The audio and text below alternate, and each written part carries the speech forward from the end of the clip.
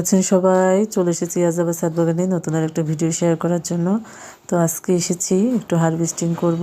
আর এখানে দেখুন পর্তুলিকার এত সুন্দর রূপ ফুটে আছে, তো আপনাদের সাথে শেয়ার না করে পারলাম না, তাই জন্য শেয়ার করলাম। আর চলে এসেছে এই যে দেখুন, আমি একটু অর্গানিক শাক তুলে নেব।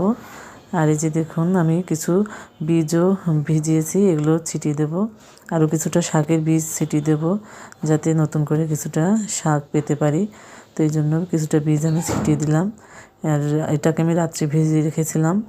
আর কিছু সিমের বীজও আছে, সেগুলো বসিয়ে দেব, কারণ এখন তো শীতকাল শুরুই হয়ে গেছে। আর এরপরও তো বসালে দেখা যাবে সেভাবে আমি সবজিটা পাবো না।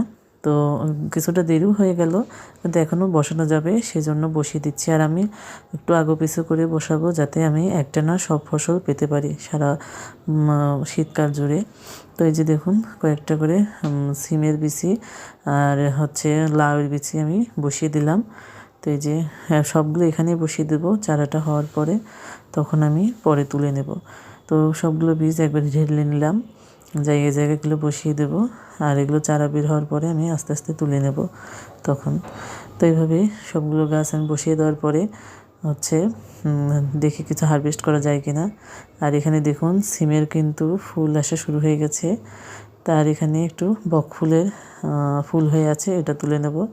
এই যে দেখুন কি সুন্দর ফুল হয়ে আছে। আর এই যে ডাটা হয়ে আছে, এগুলো একটু তুলে নেব। তো গাছের ডাটা খেতে কিন্তু বেশ সুস্বাদু মিষ্টি। তো অর্গানিকভাবে করলে কিন্তু সব জিনিসই খুব সুন্দর হয়। তো আরও কিছু ডাটা আছে, ওগুলোকে আমি রেখে দিয়েছি বীজ রাখা করার জন্য, যার কারণে রেখে দিলাম। আর এখানে আরও কিছু দেখি হারভেস্ট করার আছে কিনা, সেগুলো একটু হারভেস্ট করে নেব। এই যে দেখুন, এখানে হারভেস্ট করার আরেকটা ডাটা আছে, এটাও হারভেস্ট করে নেব। এই যে ডাটা, এটাও তুলে নেব। এখানে কিন্তু আমি একটা গাঁদা ফুল গাছ দিয়ে দিয়েছি। আর গাঁদা ফুলটা কিন্তু গাছের জন্য খুবই উপকার। তো কেমন লাগলো ভিডিওটা জানাবেন, ভালো লাগলে লাইক কমেন্ট শেয়ার করে দেবেন। ধন্যবাদ সবাইকে।